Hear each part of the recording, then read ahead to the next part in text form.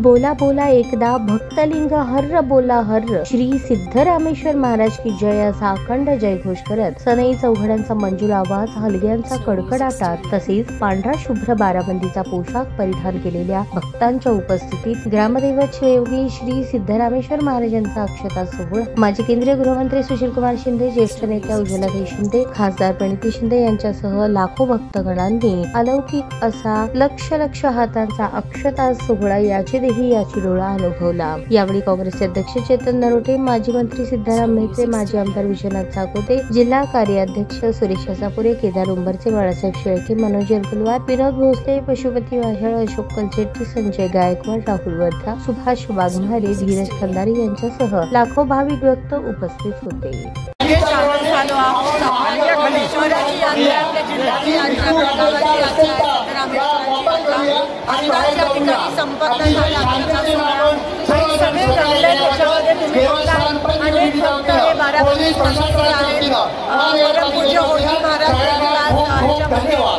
शामिल आहेत आणि सगळ्या महिला, सगळे पुरुष, सगळे दूर दूर गावावरून आलेले सगळे आज सिद्धरामेश्वराच्या चरण स्पर्श करत आहोत। नतमस्तक झालोय या माणुसकीच्या सागरासमोर आज आम्ही सगळे नतमस्तक झालो आहोत आणि सिद्धरामेश्वराच्या चरणी प्रार्थना करतो की सगळ्यांच्या इच्छा, आकांक्षा आणि मनोकामना पूर्ण होते। हे वर्ष खास करून आमच्या महाराष्ट्राच्या शेतकऱ्यांसाठी आणि ग्रामीण भागात राहणाऱ्या प्रत्येक कष्ट करणाऱ्या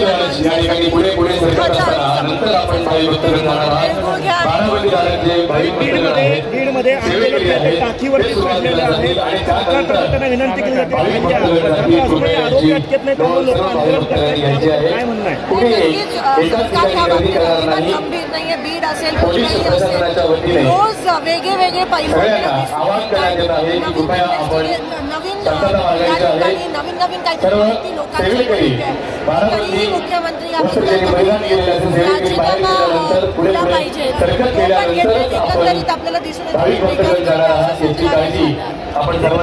जवळचे सहकारी जे ते आरोपी पण सरकार आरोपी करत नाही, त्यांच्यावरती मोका लावला जात नाही, यासाठी ग्रामस्थ सगळे आक्रमक आहेत। याचे मी निषेध करते। ज्या पद्धतीत क्रूर पद्धतीत 4 तास त्या माणसाला देशमुखांना मारलं गेलं आणि हे देशभरात चाललं, पूर्ण महाराष्ट्रात चाललं। हे कोणीतरी म्हणालं, सुरेश धस म्हणाले की म्हणजे जनावराला जरी असं मारलं तर अंगार शहर आहे, तो माणसाला मारतायत। हे पहिल्यांदा असं झालं नाही। बीड जिल्हा या गोष्टीसाठी प्रसिद्ध आहे। आतापर्यंत हे सगळे प्रकरण झाकले गेले आहेत आणि म्हणून या लोकांना आता ते भोगावं लागणार आहे आणि त्यांना अटक झाली